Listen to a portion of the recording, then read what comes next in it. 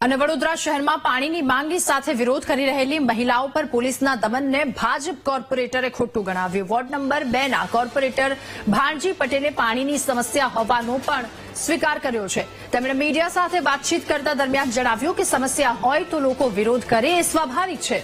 ભાણજી પટેલે કહ્યું કે અનેક સોસાયટીમાં લો પ્રેશરથી પાણી આવે છે। ફજલપુરમાં 6 ના બદલે 5 ફ્રેન્ચવેલ ચાલતા હતા। જોકે તેમણે દાવો કર્યો કે 6થો ફ્રેન્ચવેલ ચાલુ થઈ ગયો છે। ભૂખી કાંસમાં ફીડર ભંગાણ હતું, તેનું પણ સમારકામ થઈ ચૂક્યું છે।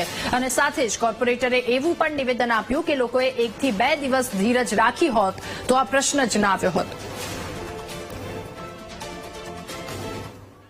એ ખોટું છે, પોલીસે દબાણ ના ગુજારવું જોઈએ, કારણ કોઈ પણ હોય સ્વાભાવિક છે। કાલે આજ એમનાથી પાણી નથી, કાલે અમારાથી પાણી ના હોય ને આજ અમને રજૂઆત કરી, બરાબર છે। અમારાથી અમારે જે હતો પ્રશ્ન અમારા પોતાનો તો અમે વાલ દબાઈ દીધો કે આ છે, પણ જે ફ્રેન્ચવેલનો પ્રોબ્લેમ હતો એના લીધે એ લોકો બી થોડી 1-2 દિવસ ધીરજ ધરવી જોઈતી હતી, તો આ પ્રશ્ન ના હોત ને પોલીસે ખરેખર બહેનો ઉપર પેલી ના કરવું જોઈએ ને એમને એરેસ્ટ બી ના કરવા જોઈએ। આ સમસ્યા કરીબન 2 મહિનેથી તો સમસ્યા છે ને લો પ્રેશરની છે, પાણી બિલકુલ નથી આવતું એવું નથી। જે મહાકાળી સોસાયટીની અંદર હું 15 દિવસ પહેલા મને કીધું, હું ગયેલો ને એમના હાથે વાત કરેલી કે ભાઈ પાણી માટે અત્યારે અમારો પ્રયત્ન ચાલુ છે કે જે ફાજલપુરથી જે પાણી આવે છે 6 આપણા ફ્રેન્ચવેલ ચાલવા જોઈએ, એની જગ્યાએ 5 ફ્રેન્ચવેલ ચાલે છે।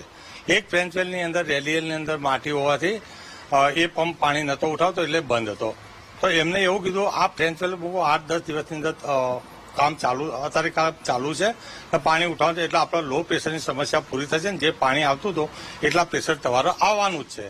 તો ગઈકાલે એ ફ્રેન્ચવેલ રિપેર થયો ને આજે એ ફ્રેન્ચવેલ આ 6થો પંપ ચાલુ કરેલો છે, તો વત્તા બીજો સાથે સાથે અહીં ગાડી ભૂખી કાંસની અંદર બી એ જે ફાજલપુર ફ્રેન્ચવેલનું પાણી આવતું હતું એનું ફીડર લાઇન લીકેજ હતી, એ બી તમે બી જાણો કે કેટલા પ્રેશર ઓછામાં ઓછું 3 ml પાણી એમાં વેસ્ટેજ જતું હતું, એનું બી આજે રિપેર થઈ ગયેલું છે।